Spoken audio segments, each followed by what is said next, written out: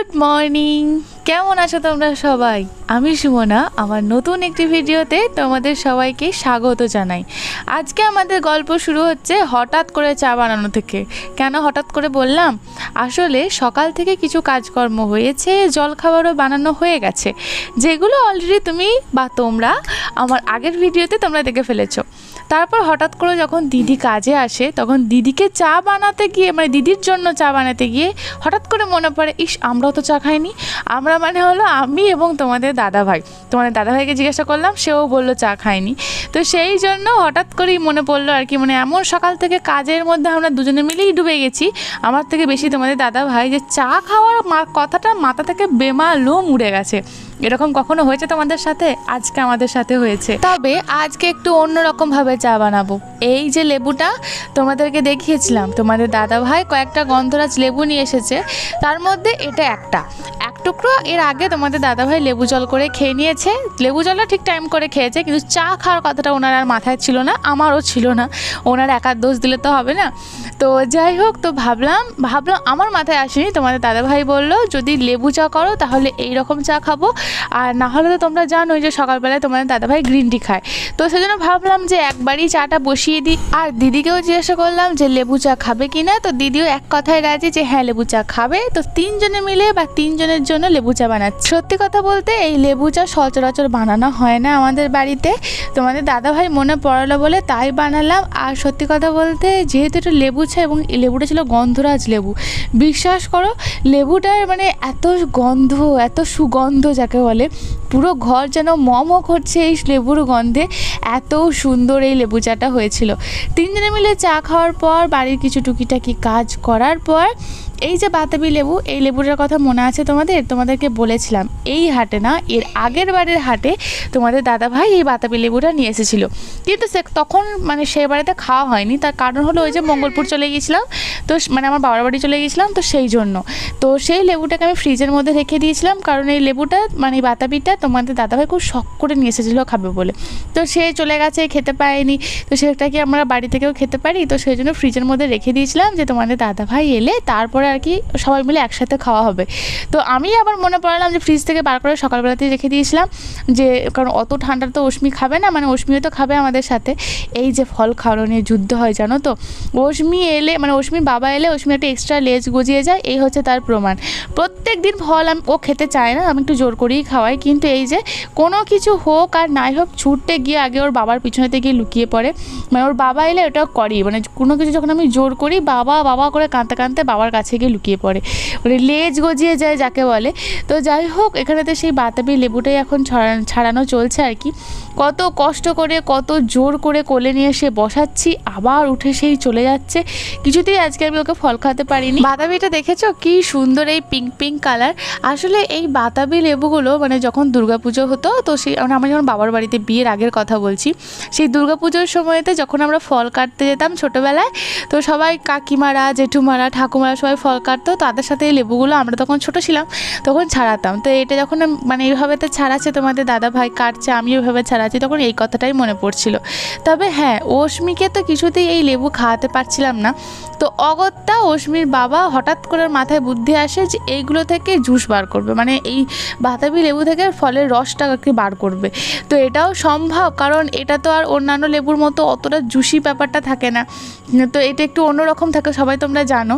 কিন্তু ওই যতটুকু আর কি রস বেরিয়েছিল, সেই ততটুকু নিয়ে আর কি অশ্মিকে খাওয়ানো হয়েছিল। তবে এই বাতাবি নিয়ে হয়েছিল যুদ্ধ, আর খাওয়ার পর রিয়াকশনটা ছিল দেখার মতো। একটিবার দাও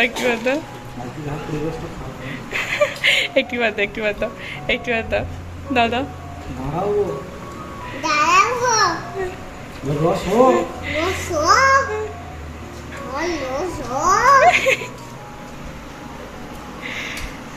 সব খেয়ে নিচ্ছে বাবা, ওকে দাও গো একটু, ওকে দাও একটু দাও।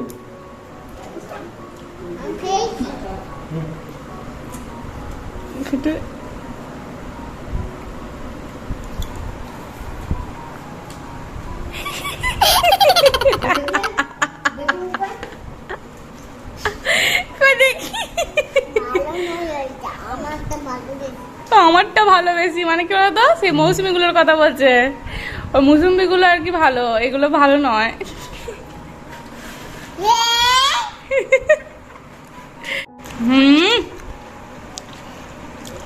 মাকে একটু দিবি না? খাই দিয়ে একটু খাই দিয়ে না, মুখটা তুমি আসো।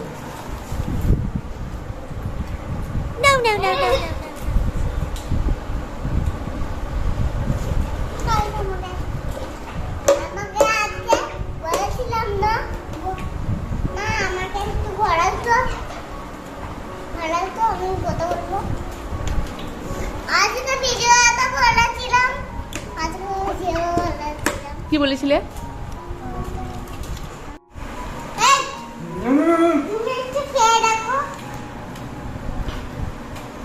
টেস্টি বয় নিয়ে যাবো না এলে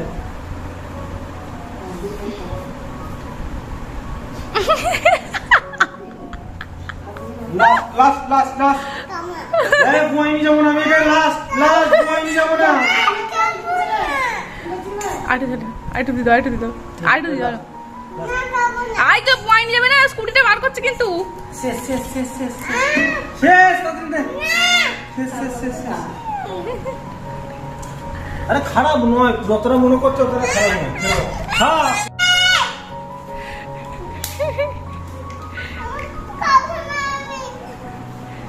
এটা অনেক ভালো কিছু থেকে। হ্যাঁ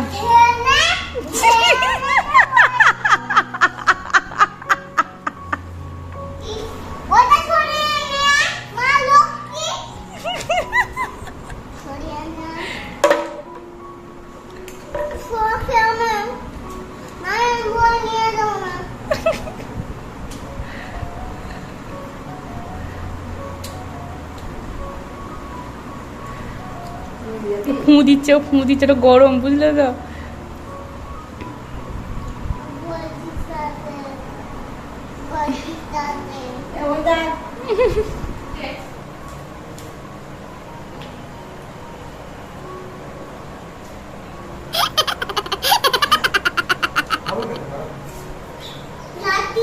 চিনি আর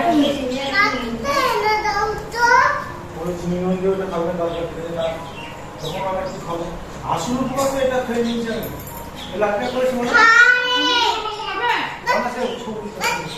ওই তো তাতি করে খা, তাতি করে খা, খাচ্ছি দে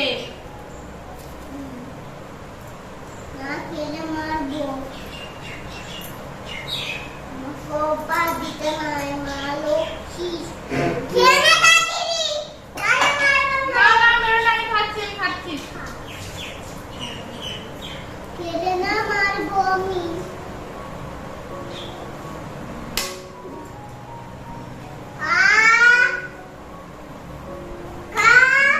মুখেরটা শেষ করি। আমার কিন্তু না বলা কিছু করার আছে না তাতি করে খেলে না লাঠি করে মেরে শেষ করে দেবো। তুমি এই হনুমানটাকে নিয়ে গেলে আমি লাগবো। এই হনুমান যতক্ষণ গাছে লাফালাফি করবে ততক্ষণ কিছু হবে না। তাতি করে কি আইবে না মাথাটা ঠোকা। এই শোনা তাতি করে ওটা নেই আর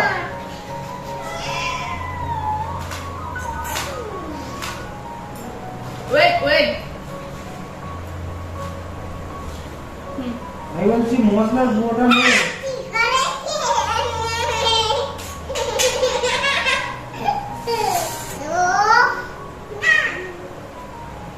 আমাকে তো ঢুকলো সাথে পড়ে গেল।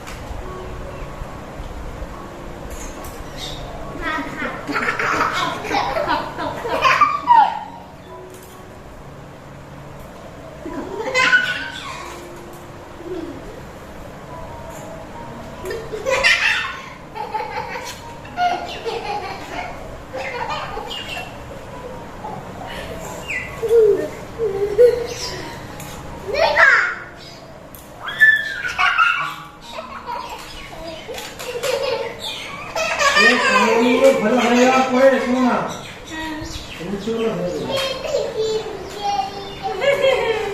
হাই গুরু বল আর মায়ের সাথে পাঙ্গা নিবি বল।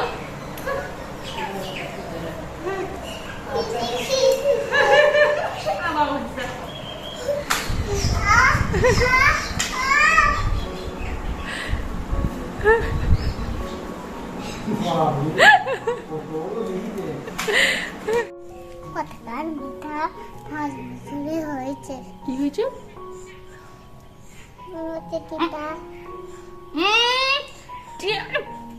তুমি টিপ পড়েছো, মাও টিপ পড়বে। তুমি টিপ পড়েছো, মাও টিপ পড়বে। দুজনে মিলে টিপ পড়বে। কোন দাঁড়া এখনই না টিপটা কই ফেলে দিয়েছিস? ছোট বস লাগছে না। মা কি আনবো? হুম, কি আনবো? আমার জন্য ফুচকা নিয়ে আসবে, ঠিক আছে? হ্যাঁ, না পেলেও তোর বাবাকে তৈরি করিয়ে নিয়ে আসতে বলবি, কিন্তু তুই কোথায় পাবে আমি জানি না, নিয়ে আসতে হবে। হ্যাঁ, বাহ, খুব সুন্দর হয়েছে। হ্যাঁ, হ্যাঁ, বাহ।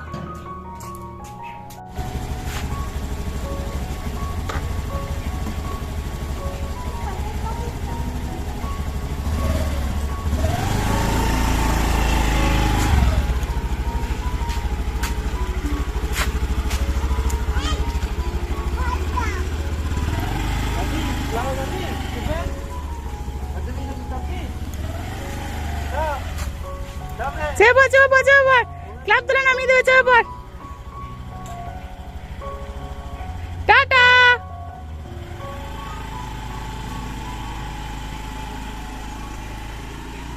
অস্মিকে নিয়ে তোমাদের দাদাভাই বাজারে বেরিয়ে যাওয়ার পর আমি ঢুকে পড়লাম সজ্জা রান্নাঘরে এসে ওভেন চালিয়ে কড়াই বসিয়ে সর্ষের তেল দিয়ে তাতে রসুন ফোড়ন দিয়ে এরপরে দিয়ে দেব শুশুনি শাক। তোমরা একজন কমেন্ট করেছিলে যে তোমরাও শুশুনি মানে তুমি শুশুনি শাক বানিয়েছো, তো সেটা দেখার পর আমারও মনে হচ্ছে আমিও তো বানিয়েছিলাম। তবে জানো তো, আমি জীবনে প্রথমবার এই শুশুনি শাক বানাচ্ছি। এর আগে আমি শুশুনি শাক খেয়েছি বহুবার, কিন্তু কোনোদিন বানাতে দেখিনি আর বা কোনোদিন আমি বানাইও নি। তো মানে আজকে আমি কাউকে জিজ্ঞাসাও করিনি যে এটা কীভাবে বানাতে হয় না বানাতে হয়, তো নিজের মতো করে বানাচ্ছি। আর আমাদের মানে আমার বাবার বাড়িতে এই শুশুনি শাকে একটু হালকা মিষ্টি দেয়, কিন্তু এখানে তো কোনো কিছুতেই মিষ্টি দেয় না, কোনো শাকেই মিষ্টি দেয় না, ওই পাট শাকটা বাদে। তো সেই জন্য মিষ্টি খায় না বলে আমি যেভাবে কলমি শাক বা পুনকো শাক বা নর্মাল যে সমস্ত শাকগুলো হয় সেভাবে যেভাবে বানায় তো সেইভাবেই বানাচ্ছি। তো জানি না প্রসেসিংটা ঠিক বা ভুল, কিন্তু খেয়ে কেউ কিছু বলেনি, সবাই ভালোই বলেছে। বিশেষ করে আমার মেয়ে হঠাৎ করে এই শুশুনি শাকটা তো খেয়েছে বহুদিন পর, তো তারপরে বলে কিনা যে মা এটা কি শাক, আমার খুব পছন্দ হয়েছে। মানে শাক ওকে খাওয়ানোর জন্য যতটুকু নিয়েছিলাম পরে আবার ও হয়ে শাক খেয়েছিল। তবে তো তোমরা জানো যে শুশুনি শাকটা দেখতে এত পরিমাণে লাগে, কিন্তু সেগুলো কমে একেবারেই অল্প হয়ে যায়। মানে ধরো 3 ভাগের 2 ভাগ কমে গিয়ে 1 ভাগ থাকে। তোমাদেরকে একটা দায়িত্ব দিচ্ছি, সেটা হলো আমি যেই শুশুনি শাকটা রান্না করলাম এটা ঠিকভাবে করলাম না ভুল করলাম আমাকে জানিও। আমি যদি ঠিক করে থাকি সেটাও জানিও, আর যদি ভুল করে থাকি তাহলে অবশ্যই আমাকে লিখে জানিও যে এটা ঠিক কীভাবে করতে হয়। তো চলো, এই যে দেখো শুশুনি শাক আমার হয়ে গেল, বেশি কিছু তো করার নেই। তো একদম কমে এইটুকু মতো হয়ে গেছিলো। তো যাই হোক, আর যদিও শাকটা মানে কমে এতটুকু হয়ে যাবে সেটা আমরা সবাই জানি। তো তখন তোমাদের দাদাভাই বললো এতটুকু শাক খেয়ে নাকি ওনার পোষাবে না। আসলে তোমাদের দাদাভাই যতটা শুশুনি শাক নিয়ে এসেছে আমি কিন্তু ততটাই করেছি, কিন্তু সেটা কমে এতটুকু হয়ে যাওয়ার পর তোমাদের দাদাভাই বলে এই এতটুকু শাকে আমাদের পোষাবে না, মানে ওনার পোষাবে না।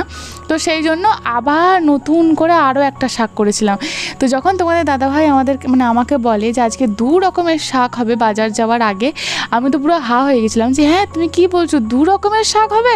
2 রকমের শাক এর আগে কখনো না আমি খেয়েছি কোথাও, না কোথাও শুনেছি, না আমি নিজে এখানে বানিয়েছি। তো যাই হোক, তোমাদের দাদাভাই যখন বলেছে তখন তো করতে তো হবেই। আসলে শাক পাগল মানুষ, আর কলকাতায় থাকলে তো এই সমস্ত কিছু খাওয়া হয় না, তাই ঠিক আছে চলো বানিয়ে দেবো। তো শুশুনি শাকটা হয়ে যাওয়ার পর কলমি শাক বানাবো। তো ওই একই রকমভাবে সরষের তেল গরম করে ফোড়নে রসুন দিয়ে তারপরে তো শুশুনি শাকগুলো সব কিছু দিয়ে একটুখানি নুন দিয়ে ঢাকা চাপা করে রেখে দেবো। এটা তো কোনো ব্যাপার না, শাক রান্না করতে তো কোনো ব্যাপার কোনো কিছু হয় না। তো কিন্তু 2 রকম শাক হয়েছিল, মানে এটাই ব্যাপার আর কি। শাকটা একদিকে হোক, শাকটাকে অন্য ওভেনেতে সরিয়ে দিয়ে আবার একটা অন্য কড়াই বসিয়ে তার মধ্যে মধ্যে বেশ অনেকটা সর্ষের তেল দিয়ে যে মাছগুলো সকালবেলায় তোমাদের দাদাভাই বেছে দিয়েছিল, তো সেইগুলি একদম ধুয়ে পরিষ্কার করে আমি নুন আর হলুদ দিয়ে অনেকক্ষণ ধরেই আমি মাখিয়ে রেখেছিলাম। তো সেটা ভাবলাম যে প্রথমেতে ভেজে নিই, কারণ এই সমস্ত মাছ দিয়ে আর কি কিছু রান্না হবে। আসলে এর মধ্যে সমস্ত মাছ নেই, কিছু কই মাছ, কিছু শিঙ্গি মাছ, সেই সমস্ত কিছু ল্যাটা মাছ, মানে এখানে ম্যাক্সিমামটাই ল্যাটা মাছই আছে। মানে কই মাছ আর শিঙ্গি মাছ এগুলো তোমাদের দাদাভাই আমাকে বলেছিল কি যে অশ্মির জন্য 2টো কই 2টো শিঙ্গি দিয়ে দিও, আর যদি হয় তো একটা দিও, নাহলে ল্যাটা মাছ দিতে হবে না, কারণ ফ্রিজেতে কিছু মাছ থাকবে, পরের দিনে করে দিও। আমাকে তোমাদের দাদাভাই বললো, কিন্তু তারপর মনের ভুলে হয়েছে সব ল্যাটা মাছ দিয়ে দিয়েছে, কই মাছ শিঙ্গি মাছ সব কিছু ফ্রিজে রেখে দিয়েছে। তারপরে যখন আমি ভেজে যখন রান্না তোমাদের দাদাভাই আসে দেখে যে সবই ল্যাটা মাছ হয়েছে, তখন বলে এই রে যা, অশ্মির জন্য তো বার করতে ভুলে গেছি। আমি বললাম কোনো ব্যাপার না, আজকেই কি শেষ খাওয়া খাবে, এরপরে তো প্রত্যেক রয়েছে মাছ ফ্রিজেতে রেখে দেবো, ও খাবে, কালকে করে দেবো। তো যাই হোক, এই যে সমস্ত ল্যাটা মাছ দেখতে পাচ্ছ আমি ভালো করে একদম কড়কড়ে করে ভেজে নিয়েছি। এরপর ভেজে নেবার পর সেগুলোকে তুলে নেব। এই সমস্ত জিওল মাছ দেখবে তেলে দেওয়ার পরেই একদম বেঁকে টেরে অস্থির হয়ে যায়, মানে একরকম থাকে আর একরকম হয়ে যায়। তো এই মাছগুলো দিয়ে আজকে রান্না করবো। আর তোমাদেরকে আগের দিনে দেখিয়েছিলাম যে তোমাদের দাদাভাই কচু নিয়ে এসেছে, তো সেই কচুটা দিয়ে আর কি এই মাছটা রান্না হবে। যদিও এই রান্নাটা এর আগে আমি একবার করেছিলাম, তখন আমি ওই রান্নাঘরে রান্না করতাম। রান্না করতে করতে তোমাদের সাথে কিছু কথা শেয়ার করি। মাছগুলো ভেজে নিয়েছিলাম, তো মাছগুলো ভেজে নেওয়ার পরে যে এক্সট্রা তেলটা ছিল সেটা কিছুটা কমিয়ে নিয়ে আবার ওই তেলেতেই এই ঘিয়ে করলাগুলো ভেজে দিয়েছিলাম, কারণ তোমাদের দাদাভাই ওই যে এগেইন বলছে ঘিয়ে করলাগুলো কী করছো, নষ্ট হয়ে যাবে, আজকেই ভেজে দাও।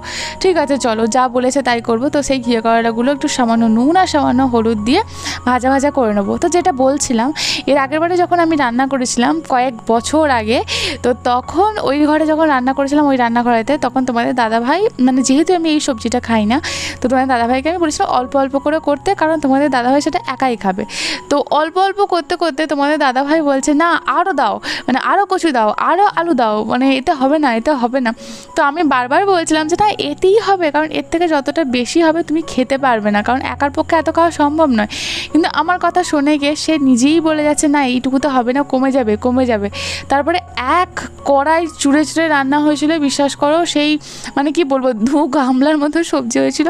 আর তোমাদের দাদাভাই মানে শেষকালে যখন আমার রান্নাটা দেখে যে এতটা সবজি হয়েছে পরিমাণে, তখন তোমাদের দাদাভাই বলে এত সবজি হয়েছে, এত সবজি কে খাবে, তুমি খাও।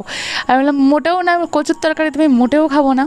কিন্তু সেই রান্না মানে সেই যতটা সবজি রান্না করেছিলাম, তোমাদের দাদাভাই দুপুরে ভাত না খেয়ে, মানে না খাওয়াই বলতে পারো, ওই এক মুঠো মতো ভাত খেয়েছিল, আর বাকি সমস্তটা সবজি নিয়ে বসেছিল জানো, সেই সবজি খেয়েছিল। মানে আজকে এই রান্নাটা করব, তো এই রান্নাটা যখনই মাথায় আসে আমার, বা কোথাও দেখি বা কোথাও রান্না হচ্ছে বা আমি রান্না করি, তখন আমার এই স্টোরিটাই মাথায় আসে আর এত হাসি পায়।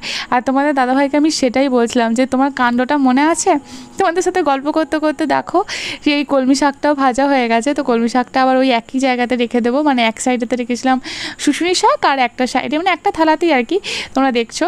তো ওই কলমি শাকটা একটা সাইডের মধ্যে সাইডে করে রেখে দিয়েছিলাম। মানে সত্যি মনে পড়লে আমার এত হাসি পায়, মাঝে মাঝে তোমাদের দাদাভাই কিছু কিছু কাণ্ড করে, সেগুলো মনে থাকে আমার, আর সেগুলো যখন মনে পড়ে প্রচণ্ড আমার হাসি পায়। এই যে 2 ধরনের শাক আমার হয়ে গেছে, কেমন লাগছে অবশ্যই কিন্তু কমেন্ট করে আমাকে লিখে জানিও।